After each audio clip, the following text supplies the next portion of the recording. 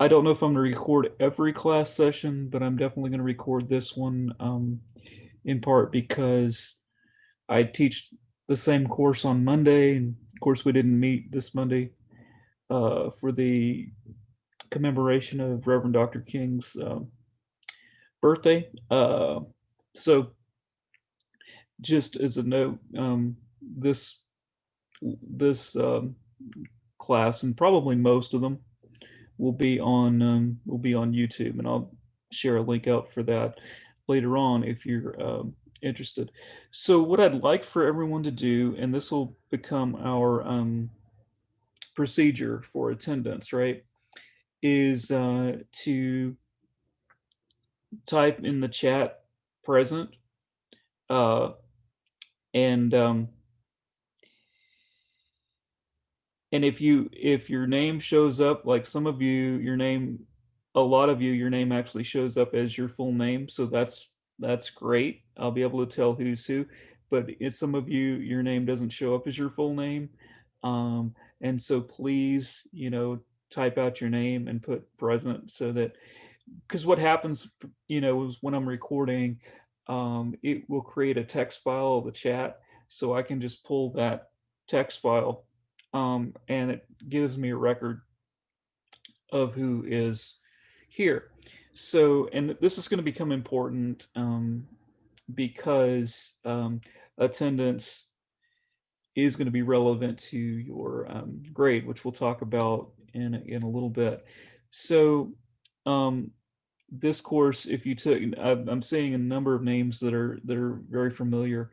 Um, if you took the 1301 course with me, if you remember, that was asynchronous, meaning that we didn't meet at specific times, or specific meeting times weren't required. This class is different. Attendance is required in this once a week Zoom meeting. The reason behind that is to facilitate some cohesiveness and some interaction, both between yourself and myself. Um, that's really the primary issue, because a number of students communicated that they wanted to make the optional Zooms that we had last semester, but they either had a course at that time, or had work at that time or something, and so in this way, it's scheduled, right? It's in your schedule, so you knew ahead of time, when the timing was going to be, and so forth. Plus, um, I'm going to facilitate more, going to make use of the breakout rooms function and so on, so that you all will have more of an interaction with each other, in real time, which I felt was really lacking last semester. There wasn't as much of a sense of, a cohesive community, for lack of a better term, and so that's kind of, one of the goals that I want to focus on this term, is really just to give us a better overall experience, mostly for you, so that you have a chance to interact. Granted, we probably won't do a lot of that today, given that today is the syllabus. But beginning next week, certainly. And so, what's going to happen is that you'll um, be getting in breakout rooms here, um, and then those breakout rooms, your breakout rooms, how you coalesce in breakout rooms and so forth, right? That will then be determined. That will then determine, or vice versa, right? Your group on Blackboard. The group on Blackboard is set up differently. This time you can self-enroll in a group, so that if you're looking at the participants, for example, right, here on Zoom, and you notice, hey, that's my buddy that I worked with last semester. Hey, I want to work with them again. right? You all can join the same group on Blackboard, and you can facilitate that relationship. Um, so that those are all things that are going to help us really again have that greater sense of community, um, because really, and I'll get to the syllabus here in a second, but this course is kind of taking what we did in 1301 and really kind of taking it to that next level and really beginning to delve into research, analysis, and so on. And a lot of those concepts, I mean, you've encountered them, I'm sure, last semester, for example, if you took history 1301 or, you know, political science, et cetera, et cetera. You've encountered that skill set. And of course, obviously in high school and so forth as well, right? But this is just gonna give you an opportunity to give you an opportunity to really have a safe space, if you will, to explore those skills, and really to kind of explore your own curiosity in much the same way that you did, say, for example, if you took my class last semester with the profile project. But in this instance, in the instance of what we're doing in this semester, um, it's um, it's going to be much more geared towards academic research, but still, fueled by your curiosity, right? Um, you know, a lot of people, I won't say a lot, but some students um, are often initially frustrated because I don't assign topics, right? I don't do that because I want what you're working with to reflect what you are curious about, or what you as a group, if you're working with a group, are collectively curious about, right? And that's really like it, honestly, if we don't explore curiosity, right? If we're not fueled by curiosity, right? Then what's the point? What's the point? You know, I mean, I, you know, if I'm not interested in something, or in the least bit curious, me personally, I'm not going to be motivated to explore that, right? So, I will certainly help you arrive at a topic, but I'm not going to I'm not going to give you a list of, say, 6 topics and say, pick this, right? No, I'm not going to do that. I may, you know, if you're working in a working group or something, and you message me, and and ask me to come in your working group, on Zoom, and be like, hey, we can't figure out a topic. I might pop into your group and be like, okay, let's, and I might ask you some questions that would then help us come up with a topic together, right? But I'm not going to tell you what you should do. Now, if you come up with something that is just completely untenable, right? Then I might say that. I might say that, either, I know for a fact you're not going to find anything on this, or, um, you know, this is beyond the scope of what you can potentially accomplish in the, 14 weeks or whatever that we have. You know, more than likely, if you come up with an idea for a topic or an idea for a research area, right?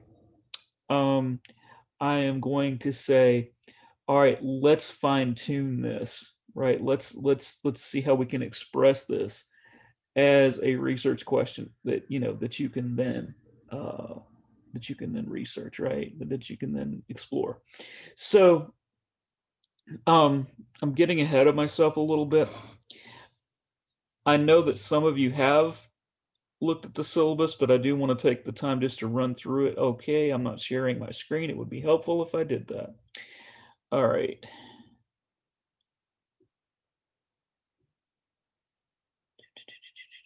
Here we go.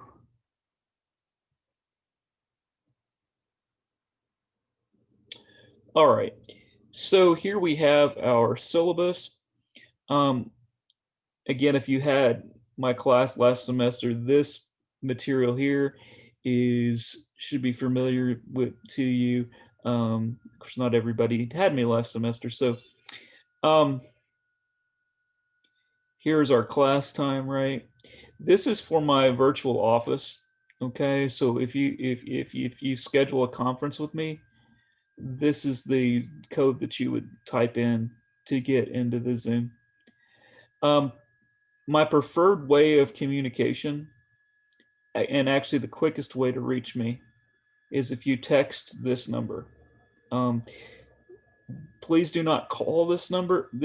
This number exists, or rather is used for the sole purpose of communicating with students, for texting with students. Okay, this is not, I don't use it for any kind of, it's not used for personal stuff or whatever, especially since I got off dating sites. A couple times I did give it to like certain people on dating sites because I was like, I don't know if they're shady or not, whatever. But anyway, I'm not on dating sites, so probably a little bit too much personal information there, but hey. Anyway, it is used. I use it primarily. I use it exclusively, right, for communicating with students. So if I get a ding on this number, I know that it's a student reaching out to me. Now, it's very, very helpful to me if in that text message you indicate your name, what class you're in, and then obviously your question, the questions you have. If you need to email me, um, these are my emails. Tuesdays and Fridays I'm essentially available most of the day. I'm available at times other days as well if you can't do Tuesdays or Fridays. But that's when I have my most availability, so that's what I put. If you need to meet them on a Monday or a Wednesday, for example, if I'm not in class, um, I can work that out with you. Okay, so goals and commitments. These are programmatic goals. Just and please, I invite you to read through these if you have uh, not yet done so, right? But in essence, there are basic, writing skills, and particularly, an intersection with sort of academic culture that was less emphasized in 1301. You're going to get more of that here in 1302. Um, but the same underlying principles are still present. All right, the honoring of translanguaging, using all of your linguistic abilities that you bring with you, honoring diversity, and so on. Right, all of that is, and really, for me personally, um, allowing for writing to be a enjoyable experience, if you will, right? That to me is very important. Like I don't want, um, one of the sort of most frustrating and sorrowful. Sorrowful is a strong word, but definitely frustrating is when I talk to a friend, for example, who maybe took 1301 or something, maybe, or 1302, 10 years ago or something, and they say, I really, I took that class a long time ago, but it was really, really frustrating and so on, and they didn't feel really comfortable with it. So as a consequence, maybe they came out of that, um, not feeling good about writing, not finding it as an enjoyable outlet, right, or as an enjoyable process. So for me, I would hope that these courses help, um, your level of enjoyment with the process of writing, right? That it is not burdensome, right? That's kind of the idea. So anyway, but please, you can read these at your leisure, or leisure, I should say. Um, so, um, and then what I have here, and I'm not going to read this for you, but this was actually written by Dr. Scott Gage, who is the director. This letter here that's over the next few paragraphs, it was written by Dr. Gage, and it explains sort of the philosophical rationale behind labor-based grading or effort-based grading, which if you took my class last semester, or you took essentially any of the instructors teaching 1301, you're familiar with. Just and please, you have, take the opportunity to read through this. But in brief, right? Labor-based grading, or I like to use the term effort-based grading, because labor makes me think of, to me, labor has a negative connotation. It makes me think of, like, concentration camps or something. I don't want to think about that. But effort, right? Effort. I like to use effort-based grading, but the concept in academia is called labor-based. But the idea is that what I, as your instructor, am assessing is not the end product of what you're doing, but rather the quality of the labor that you put into the product, right? You understand the distinction there? So, um, what that means is that as you are um, creating your work, part of what you're going to be doing is you're going to be advocating for the quality of the labor that goes into what you're doing. Now, for us, that is going to come in the form of, primarily in the form of your reflective essays. So you'll be writing reflective essays, and in those reflective essays, you will essentially be reflecting upon the process of creating your work for the class, but also in a wider sense, in a more multidimensional sense, you'll also be talking about what went into that labor. So in other words, or what influenced that labor. For example, say that you had a draft due for class, okay, but you also had a test in two other courses, one of which happened to be like the most difficult course you have. Plus, you had you had a family member who was ill. Plus, you had to work like an extra shift at work, and this was all happening in the same week. So, the document that you produce might not look as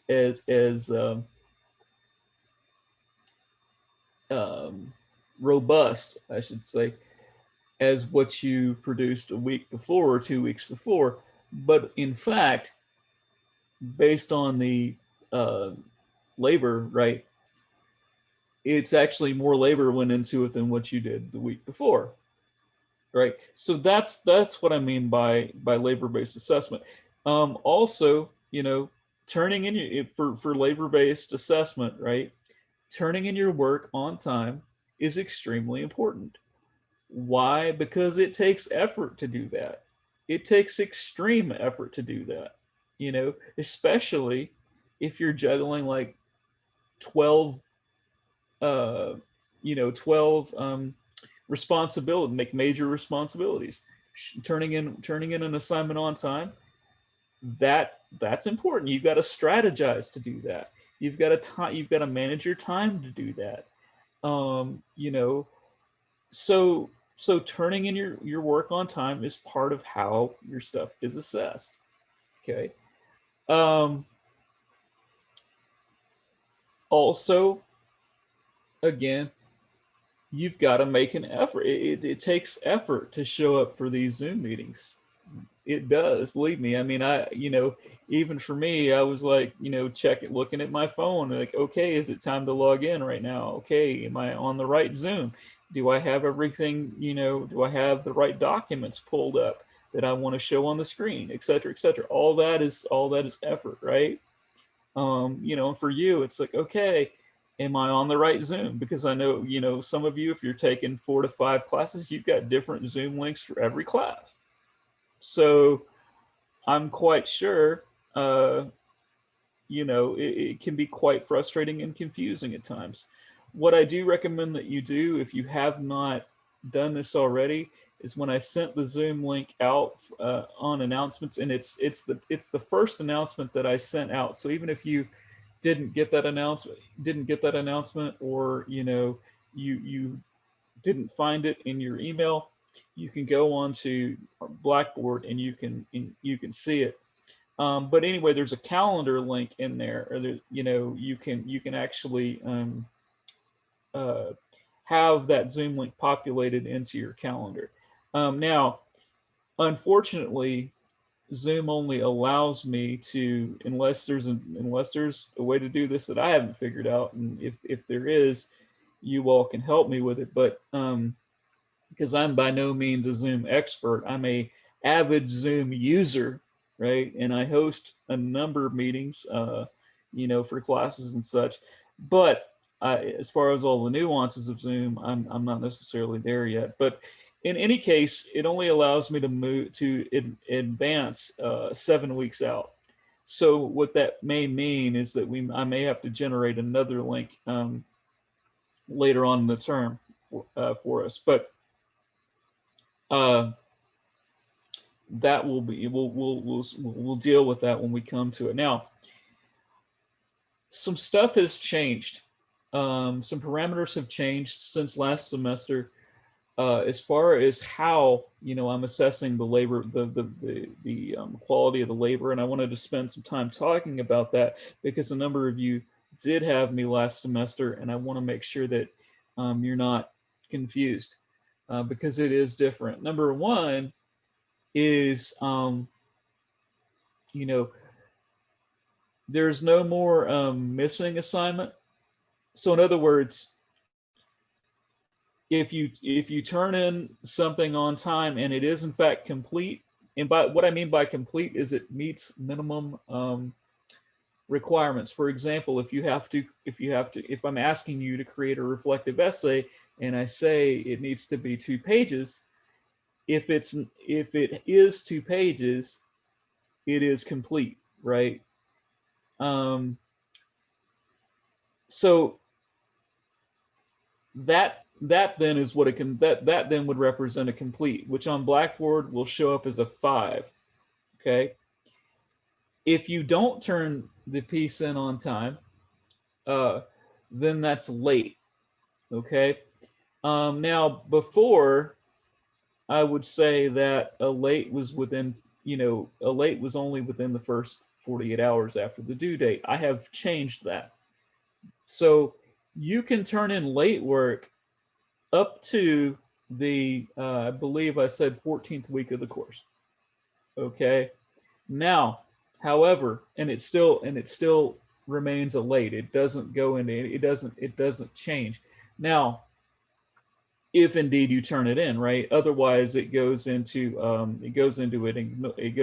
ignored, which you don't want to get. And I'll scroll down and show you the numbers here in a minute. My point being, you don't want to make a habit of turning in your work exceptionally late, because uh, number one, everything that we do, especially in 1302, builds on the previous thing.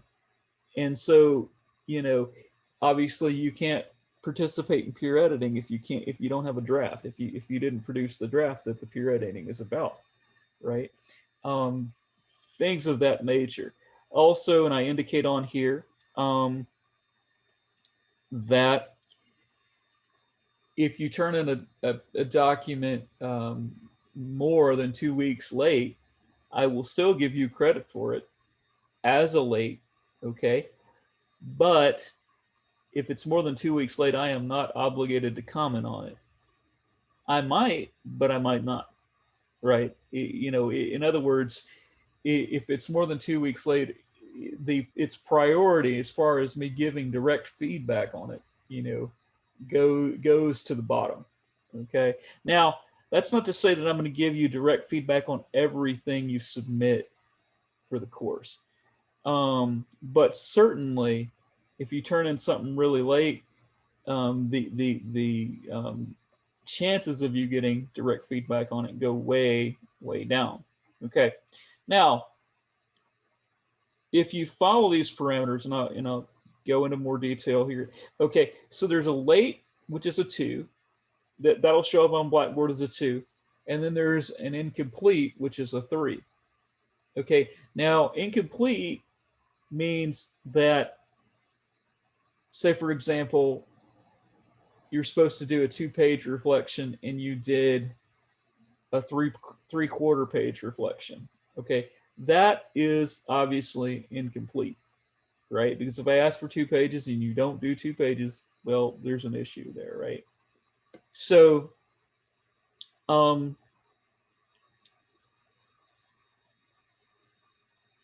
so that's that. And in essence, you can get 4 combination of up to 4 lates or incompletes, and without losing a letter grade. Okay. If you don't turn something in at all, that is a letter grade. Okay. So everything you do not turn in is a letter grade. I want to make that abundantly clear. Everything that you do not turn in will cost a letter grade. Okay. So the key point is to turn everything in complete and on time. Now, that's to maintain a B. And this is another aspect that's different. Okay. That's to maintain a B, right? Everybody starts out with a B. If you want to get an A, which hopefully everybody does, there are additional requirements. I'll scroll back up there to talk about them later. But if you want to earn an A in the course, okay, you have to do some additional things. Okay, to earn an A in the course, you have to produce a presentation based on your argument essay that you'll do. You'll do the argument essay. The argument essay is the last project you'll do. You will have the option of doing the argument essay as a group project. And if you do the argument essay as a group project, you can do the presentation as a group as well. Okay. And you would present via Zoom, obviously. All right. Have no more than 1 absence.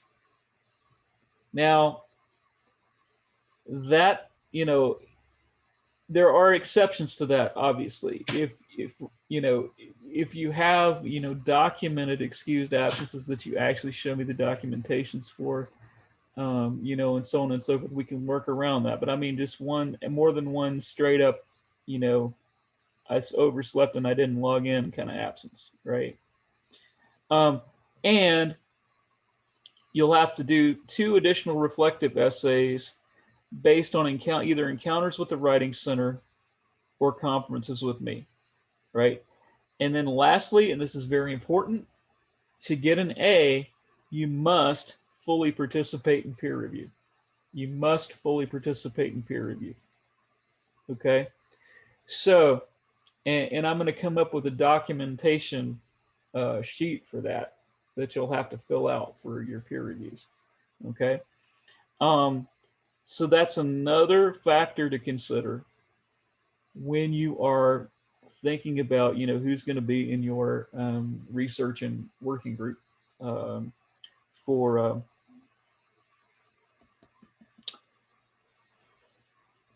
for your groups on Blackboard, because you must participate in peer review to get an A. That's a requirement. Okay. Um, so what's changed is you can turn in late stuff, essentially really late, if you have to. I don't recommend it, but you can. But you also have got to step it up in terms of your labor if you're going to earn an A. And the vast majority of you that I worked with last time, I know that you can do that. That's not a big deal. You already did a lot of this, as far as like the participating in peer review and such last semester. So a lot of it's just documenting, things that you're already doing, and also it sort of cuts out um, people getting technical A's, meaning that technically they got an A, but they didn't necessarily. I don't feel it. It prevents me from feeling like, okay, this person over here thoroughly and completely earned this A. This other person over here, okay, technically they got an A, but their labor is not on the doesn't balance out with maybe what this other person is putting in. So it kind of levels that playing field. It's still labor based. It's obviously labor based given this model, and it um, definitely levels the playing field some more.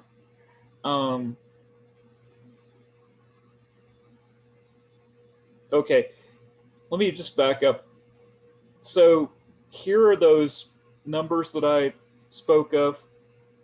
Where's my cursor? Okay, so 0 if you don't turn something in, a 2 is a late, a 3 is an incomplete, and a 5 is a complete. So basically, as you look on Blackboard, once we start having assignments and it starts to populate and such, if you see all 5s across the board, that's what you want to see, right? Um, 2 and a 3 are of equal value. They just are of different notations. All of this is a notation system. The numbers themselves don't mean anything in the sense that I'm not adding them up to arrive at your grade. Okay, it's a notation system. All right, and then this just uh, goes into a little bit greater detail about this. So, um, unless otherwise indicated, um, this is noted here. Unless otherwise indicated, all assignments are due at 11:59 on the due date that's indicated by the schedule. So, and also will be indicated on Blackboard for the submission page uh, for that particular assignment. So, and 11:59 is at night, right? So, and frankly, I tend to be a little bit flexible about. I mean, not to say that you should just disregard the 11:59, but I tend to be somewhat flexible, such that if I see 12:05 or something, I'm not going to be like, ooh, I'm marking that shit late. No. I'm not that kind of asshole. If you talk to my ex-wife and some other people, that I've known or that I've dated, they'll tell you what kind of asshole I am, but I'm not that kind of asshole. Okay. So now that does not mean that you can contact me 2 days later and be like, hey, I was having computer problems and such and such and such and such. No, you cannot get complete credit in that case. Now, if you are having computer problems that night and you let me know that night, what I will tell you is, put a note in the comment on Blackboard when you submit it and let me know that. And then I might give you your complete credit. Okay. The idea is communication and timely communication. Communicate when there is an issue, not after the fact. Okay. Communicate when there is an issue, when the issue is occurring, not after the fact. Okay. And that that goes for all your classes as well. And you all are at least second semester students. Some of you are, some of you are coming in. Some of you are probably juniors or maybe even seniors, depending on if you're transferring in from Palo Alto or something. So, so you have an awareness of that. You're not sort of brand new out of the gate. So you do have an awareness of if something happens, or even if you anticipate something happening, let your instructors know ahead of time. I will tell you, we really appreciate that. And frankly, in a labor-based course situation, ooh, I hate that word labor. Just ugh. And then you start thinking about like giving birth labor. Oh, anyway, and I don't. I've never given birth, obviously, in this life, so I can't. I cannot attest to that personally. And just the idea is I did have a condition that I was hospitalized for, and the doctors said that the pain from this condition, the particular condition, is the closest that a male can experience to labor. One of the closest experiences that a male can experience to labor. I didn't think so because, frankly, for on my end, I didn't feel like it hurt that much. But anyway, my point being is that if you are, first of all, it takes a lot of effort to listen to my digressions for a freaking hour, right? So the fact that you're showing up, okay, that's labor, right? That takes effort, and it takes effort to listen to my, you know, probably ego-driven discussions and such, right? So I recognize that, but it also takes effort to communicate to your instructors, and it's also honestly a mark of maturity, right? And a mark of professionalism. And that's what your instructors want to see. And it does not matter what class we're talking about, right? It doesn't matter. I mean, you may not be assessed based on that in other classes in terms of being a part of your labor. And incidentally, that's the kind of thing that you would write about in your reflection or your labor journal, however you're framing it. But that's the kind of thing you're writing about. Hey, I I fell ill, or I had to take care of this errand or whatever it is that happened, and then I emailed my instructors and so forth. That's the kind of thing that you would put, in your reflective essay. Okay, so three absences, and I say here three absences can result in the loss of a letter grade. It, in other words, but in terms of absences, I have discretion.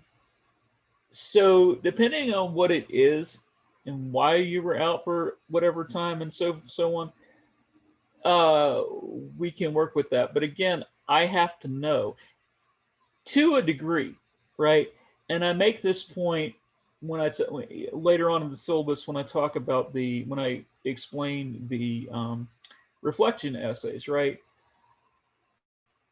You don't have to, you never have to reveal anything to me or to anyone in this course that's going to trigger you, right? That you feel is going to trigger you, that you feel is you know so personal or so painful that it's going to cause you anguish, and it's actually going to be a detriment to your process and your comfort level, in the class. You never have to do that, and I will never ask you to do that. um you know so I may not ask for like the super details of what's going on. I will 99.9% of the time, take your word on it as an adult human being. you know um but if you have a doctor's appointment and such, I would like documentation on that, particularly um if you are trying to get an A, right? Because we want everything above board and document and everything. Okay, so this week was a little different because we had the Monday off and everything and so on, and it's the first week. But typically, I will post weekly announcements uh, before Tuesdays at 2 o'clock. Okay, so what that means is, and this may or may not be frustrating for you, but that could be anytime from Sunday night up to Tuesdays at 2 o'clock, right? But there will be weekly announcements prior to, but basically what you carry with you, right, is that there'll be weekly announcements before we we uh, we have our class, you know.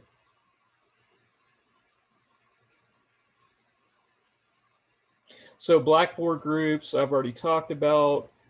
Conferencing, I'm not requiring a conference, quote unquote.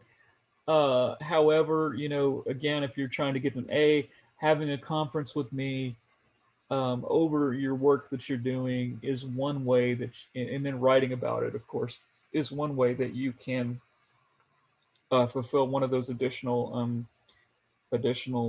reflection requirements. Um, so I can schedule conferences with you on a person to person basis, etc. Um, as needed as we move along, right? Um, so this is extremely important.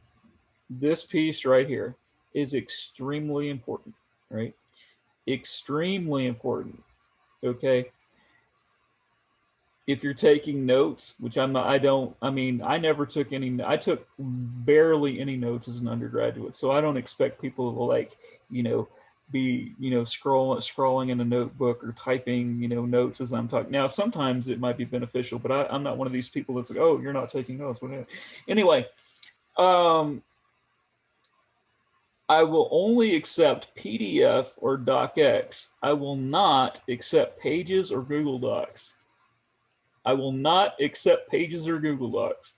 Everyone, you know, etch this into your memories. I will not accept Pages or Google Docs. Okay? Google and Blackboard do not get along. Okay, in terms of their documents and in terms of document sharing and so forth. They do not get along. Okay? It is because, and this is ultimately a good thing in almost any other circumstance, unless you're trying to sign in to Zoom via Google. And I'm not even going to go into that because an organization for whom I run their Zoom, it's a different account and everything. Theirs is linked with their Google account, and you have to you have to go through all kinds of craziness to even get into it. But Google has a whole lot of security surrounding Google Docs and so on and so forth, and that's a very good thing in most circumstances. It is not a good thing when you're trying to work with a platform like Blackboard because it does not function well with Blackboard. Um, Pages is extremely problematic as well, simply because most of the time I am not working, I'm not doing school related um, reading, etc., on an Apple device. So that's problematic. With both Google Docs and Pages, you can generate a PDF document from those. Okay.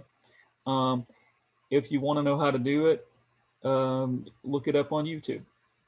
Okay, for either one of those. But again, your second semester students, uh, I'm sure that you're savvy with most of this, particularly um, having had at least a semester, if not two semesters online at this point.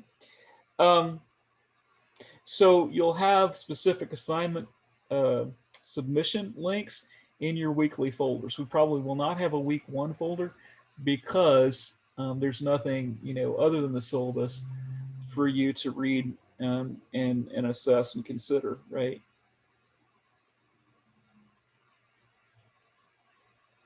All right, so now that we've gotten grading out of the way and so on, what exactly are we going to be doing in this class, right? That this is what everybody wants to know, as you should want to know this, right?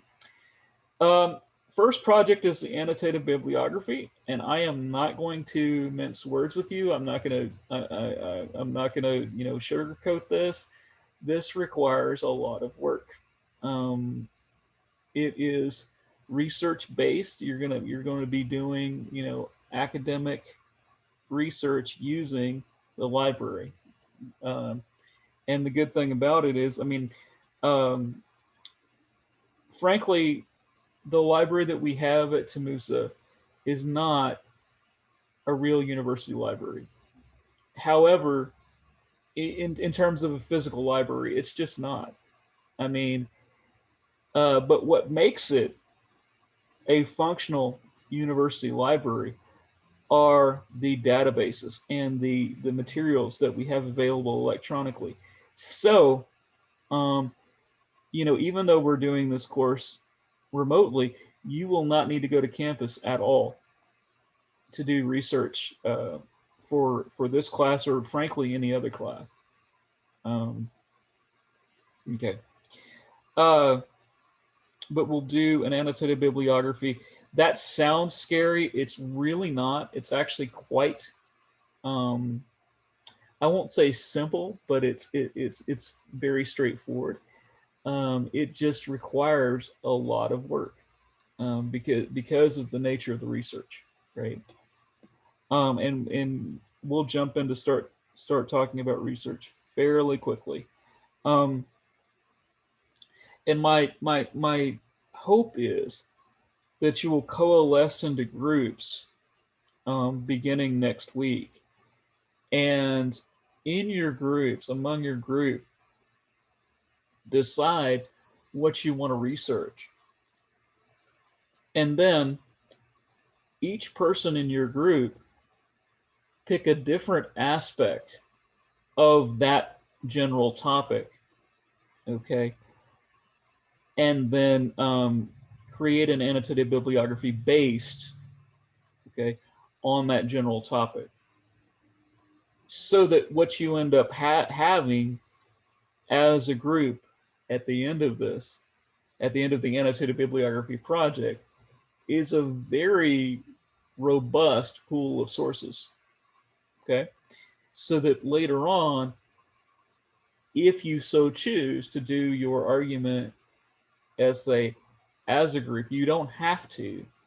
But if you so choose to do it as a group, if your group is functioning well and you want to take that through to the argument project, you can. And you have this great group of sources to use, to pull from, right? That's and that's incidentally the idea of doing the annotated bibliography first, because it functions as a foundation, right? Um, when you move to the second project, the report, um, you're going to create a report based on what you researched in your annotated bibliography that you were going to craft for a specific audience of your choosing, right? And this becomes important, right? Because we don't speak to all audiences the same way, right? I mean, for example, if I were delivering an address to, um, church ladies, there's languages that I've even used here in this class today that I would not use in an audience full of church ladies. Well, actually, it honestly depends on the church ladies. But if there were church ladies whom I didn't know in that audience, I would probably choose my language a little bit more carefully, right? Um, and so what is going to appeal to a particular audience? What audience are you choosing? What's going to appeal to them? How are you going to show them how this particular information that you have found is relevant to them? All of those questions, right? All of those questions. Um, but we obviously will get more into this as we progress. This is an individual assignment, but you can draw upon your group members during the invention process, right? You can work together to sort of bounce ideas off of one another. you know, you can obviously, you'll be reading each other's reports ideally for peer editing and things like that. So the report's an individual project, but your group members can serve as resources. Okay. And incidentally, part of the mechanism, if you will, of you know enrolling in groups on Blackboard, and it's a self-enroll, so you'll go in there. There's actually now a link in on the Blackboard page underneath syllabus that says research and working groups. And if you click on that, it goes into a sign-up sheet for the groups, and you actually enroll yourselves in the groups, and the groups are capped at four members per group. But once you join a group, you then have a whole bunch of resources um, from Blackboard and within Blackboard that you can use. So, for example, if you don't have, because I don't know what kind of Zoom accounts the university gives you all, if you don't have the Zoom account that allows you to stay on indefinitely and stuff like that, you can actually, communicate via Blackboard Room and so forth. You can share files via your Blackboard group for peer editing, things of that nature, right? Since the Blackboard gives you another platform you can use to facilitate working together when we're not on the Zoom, we're not in breakout rooms, etc. Right? Um, because a lot of the stuff for this course you will be doing sort of offline, in the sense of offline of our particular Zoom meetings.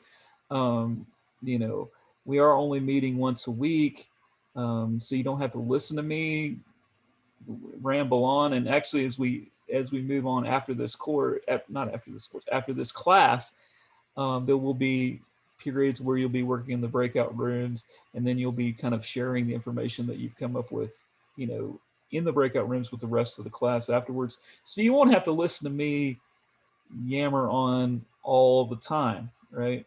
Which is glad for everybody, is good for everybody. The argument project. So we start out with the annotated bibliography. That's our foundation. Then, based on the annotated bibliography, you generate a report. Now, the reports are geared towards different audiences, and I mean by different audiences, I mean like one group. You might say, "Hey, we want to write for 12-year-olds." That's more challenging than you might think, because a 12-year-old is going to tune you out uh, based on what you say or don't say, right? If you're not saying anything relevant to a 12-year-old, they don't give a. Believe me, they don't. No. If the word Xbox doesn't show up in it like 6 times, I mean, something like that, they don't care. Unless you mention like, Cardi B or I don't know. I don't know. I listen to old people music, so that's yeah. If I didn't have friends that had teenagers, and I wouldn't know of most of the music that's out there. I never realized that I would ever be this old, but anyway, I have to say I still look good. At least I think so. That might be my fantasy. Could very well be my fantasy, but hey, it's a fantasy that helps me get up in the morning. So anyway, y'all all will get old too. It's all right. It happens to all of us, right? Anyway. Uh all right. So once we generate the reports, right? That then becomes um a document that you share within your group that kind of lets your group members know, okay, this is what this person has discovered about this, right? And so if you so choose to do your argument essay as a group project, you then kind of come together, right, for the argument, and you decide as a group, okay, what stance are we going to take on this? Because in the report, you're not going to take a definite stance, or rather, your stance is not going to be the focus of the report. The report is going to be more of a, these are the trending ideas relevant to this particular topic, right? The argument is, as you're well aware, with argument essays, you're going to pick a definite stance, and you're gonna argue that particular stance. Uh, so you will decide as a group what stance you're gonna take, and how you're gonna argue that stance, and so on and so forth. If you so choose to do it as a group or as a partnership, you don't have to. I used to require it to be done in a group, but for various reasons I don't anymore. Um, if for example someone has PTSD and they don't really work well with partners or with groups, I respect that, and I'm never going to ask anybody to disclose if they have PTSD or they have any kind of anxiety like that. You are in no way obligated to disclose that to anybody in the class. But if you'd rather work on your own, that's your prerogative for that. Um, but some people work well in groups, and it's helpful to them. So I want to extend that opportunity for those that work well like that. The only thing that you have to do collaboratively, that you absolutely have to do collaboratively, is the peer editing, right? And so you need to be associated with a group for the peer edit. Okay. Um, so, and again, the multimedia aspect of the argument will only come into play if you are trying to get the A, right? Because that's one of the requirements as listed above for the A, is that you need to do a presentation based on your argument. Okay. Um, and I have seen some that just blow people out of the water. There was a couple years ago, a student who really never said much in class, really kind of a quiet guy, kind of sat in the back or whatever. He came up and he did his presentation. The entire class was like, I'm glad that it's a Friday and we have the weekend to do, because I got to redo all my stuff because this guy just, you know, and it was, I mean, his presentation just blew everybody away, and and I'm not saying and again, this is a labor-based course, so I'm not saying that in other words, you might put in labor, particularly during this pandemic, right? You might be putting a whole lot of labor into the presentation, but that may not necessarily translate in the finished products as well, because of how you're having to do it, because you're having to do it remotely, because we're working with technology you're not familiar with, et cetera, et cetera, et cetera, right? So I'm not saying that you have to blow everybody away with your presentation. I'm just saying that the presentation often is a medium, right, through which people can express themselves in a way that may or may not come through in the essay as well. So, or in other aspects of the course, right? Okay. So the reflective essays, I will, for the most part, provide you with questions. Anytime we have to do a reflective essay, I'll provide you with questions to ponder for that reflection. That's to help you come up with ideas for your reflective essay. It is not asking you to give numbered answers to questions.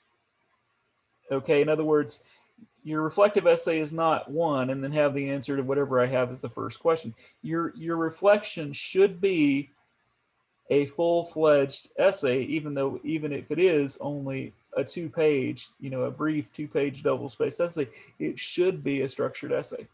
Okay.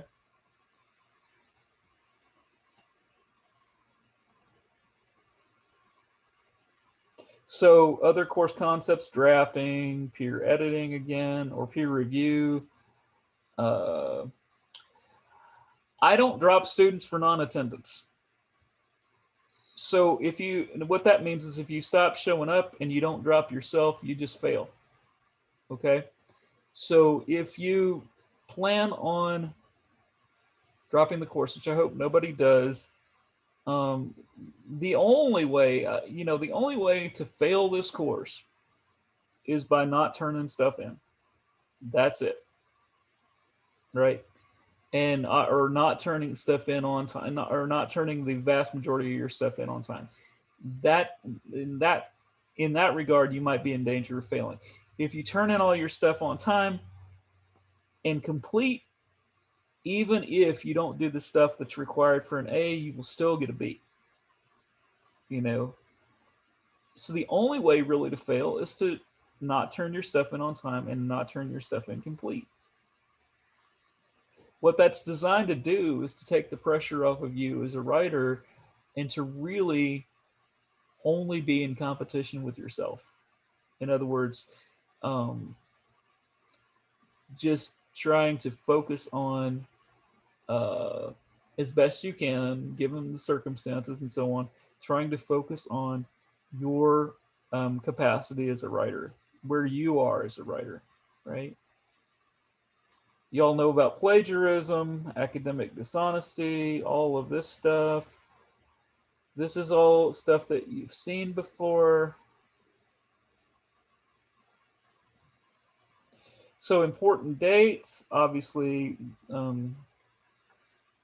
yesterday was the first day of class, and so on. You see here these dates.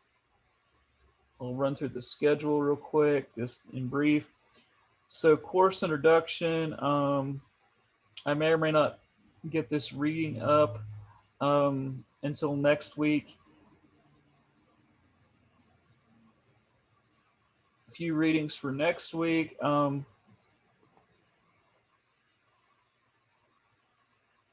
then you're going to form the main thing for next week is to form your research communities.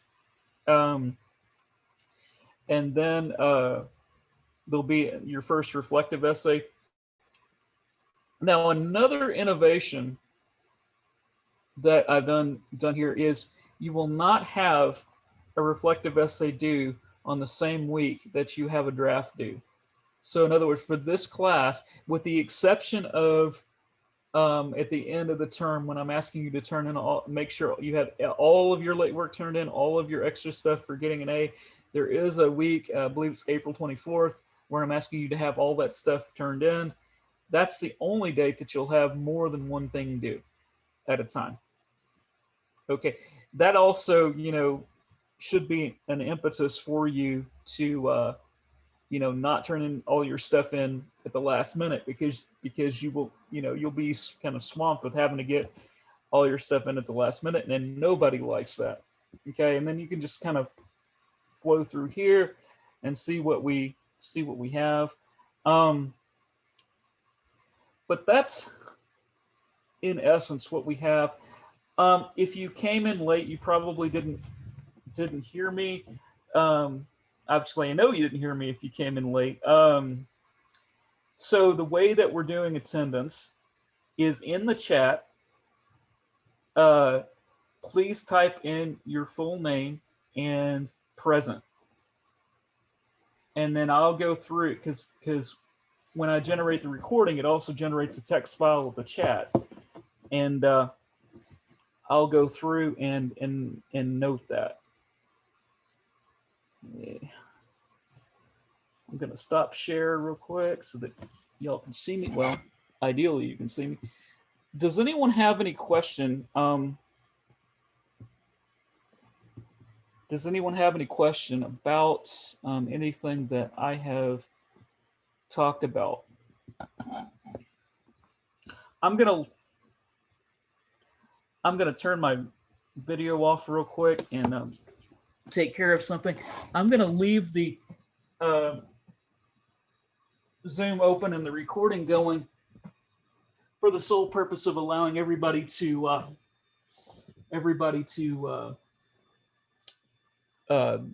sign in for attendance. But I'll be back on in just a moment.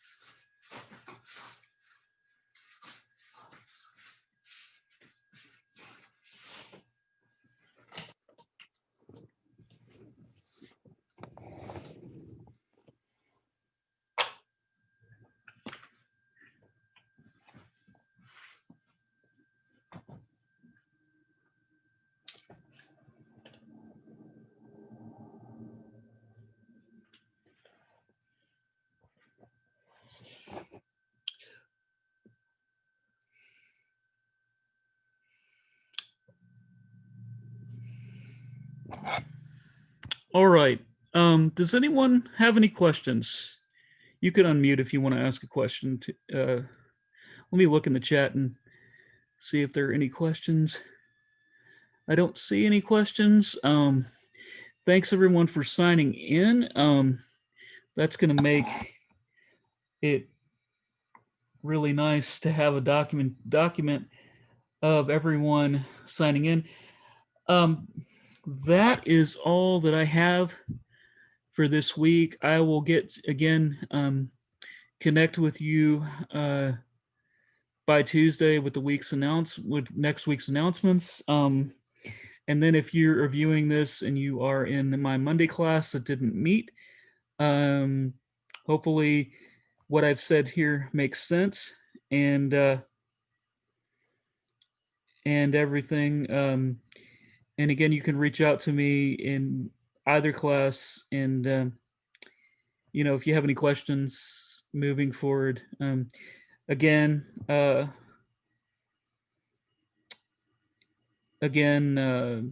best way to get a hold of me is that Google Voice, right? The Google Voice number on the syllabus. And again, please text rather than call that number. All right.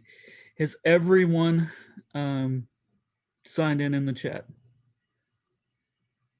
Okay, because once I kill the recording, it's not going to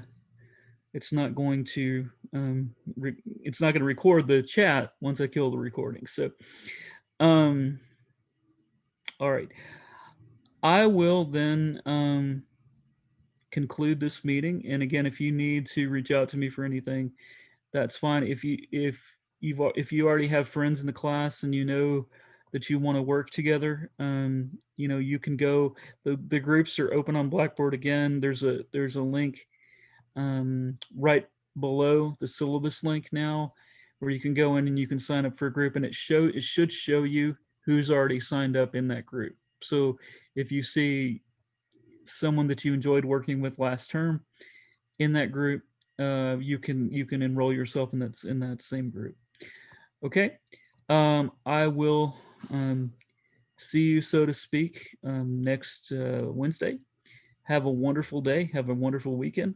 And all right, thank you so much.